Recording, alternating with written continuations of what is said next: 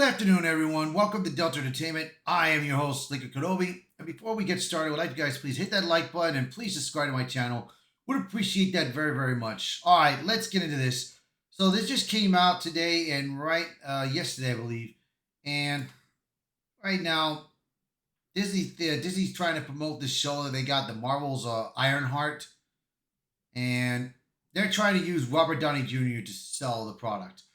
And sheesh, this is ridiculous. Marvel uses Robert Downey Jr. to sell Ironheart ahead of Disney Plus release. Explains why Riri is more remarkable than Tony Stark.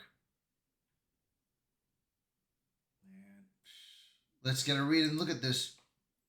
Marvel is invoking the name of Robert Downey Jr. in an attempt to justify its upcoming Ironheart series. Marvel's Ironheart is gearing up to those out Phase 5 of the MCU on Disney Plus, and the studio appears to be going into full damage control mode ahead of the premiere, despite fans still scratching their heads over her inclusion in Black Panther: Wakanda Forever.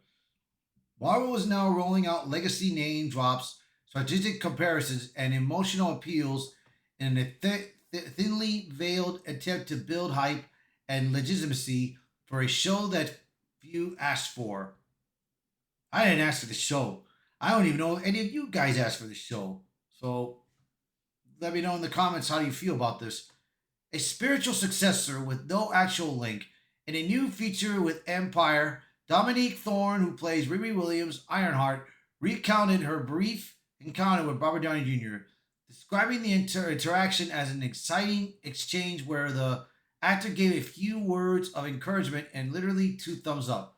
The story is being framed by Marvel as some kind of symbolic torch passing moment, with articles declaring Riri and Tony Stark to be spiritually linked in the MCU. There's just one problem: there's no actual link. Yeah, there isn't. Tony Stark died in Avengers Endgame before Riri Williams was ever introduced. They never met. They have no shared screen time, no storyline overlap, and no established relationship in the films. Calling them spiritually connected is pure marketing spin, a way for Marvel to claim legacy without earning it. It's also a way to reassure fans with that Iron Man approves of his replacement, even though that replacement is arriving with little of the narrative weight that made Stark iconic. Dumpster diving over a billionaire's brilliance. Then there's the quote that raising eyebrows. Thor compared her character's background with Tony Stark's. She's dumpster diving, whereas Tony Stark, this billionaire, what she's able to accomplish is remarkable. At first glance, it meant to emphasize Riri's resourcefulness, but dig a little deeper and it reads like an unnecessarily and frankly dismissive contrast. Stark's origin story didn't begin in the Manhattan skyscraper. He built his first suit while kidnapped in a cave with shrapnel near his heart, using scrap metal and pure genius to survive. His wealth wasn't a shortcut, it was part of a large arc about responsibility, sacrifice, and redemption.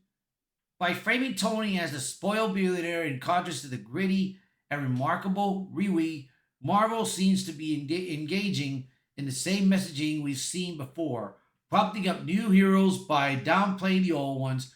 Instead of letting Ironheart stand on her own, the narrative in that is that she's more authentic because she comes from less. It's a tired playbook and none that turning off longtime fans. The real problem: Ironheart was never organic. Riri Williams' original appearance at Wakanda Forever was widely viewed as forced, with many critics and fans noting that her inclusion felt like a Disney Plus backdoor pilot more than a natural fit for the story.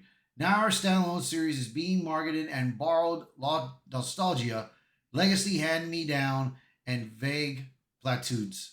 The official synopsis describes Wee as returning to Chicago after Wakanda, where she'll face off against Parker Robbins, aka the Hood, a character powered by dark magic. Meanwhile, Disney Plus is positioning a Ironheart as the climatic ending to Phase 5, even though the hype just isn't there. It's hard to shake the feeling that Marvel knows this and is trying to salvage interest by reminding audiences of Iron Man without actually giving them Iron Man. Legacy can be manufactured. Marvel used to let characters earn their place through years of storytelling, growth, and audience connection. That's how Legacy we used to work. But Ironheart is being treated like a plug and play replacement for Iron Man.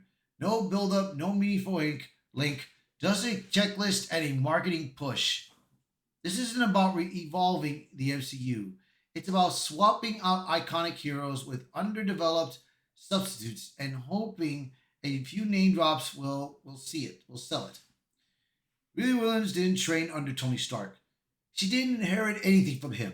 Yet Marvel wants audiences to accept that she's the natural continuation of his legacy simply because she built a suit.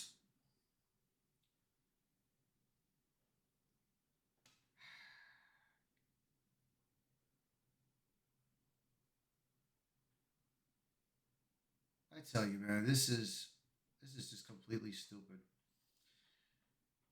Ay, oh mio. So, do I think this is going to succeed? No, I don't think it will succeed. But you guys let me know in the comments below. What do you guys think of this? So, please share this video, post a comment below, let me know your thoughts. And as always, thank you all so much for watching this video. Thank you for being part of the channel. And I hope to see you guys until next time. Bye, everyone.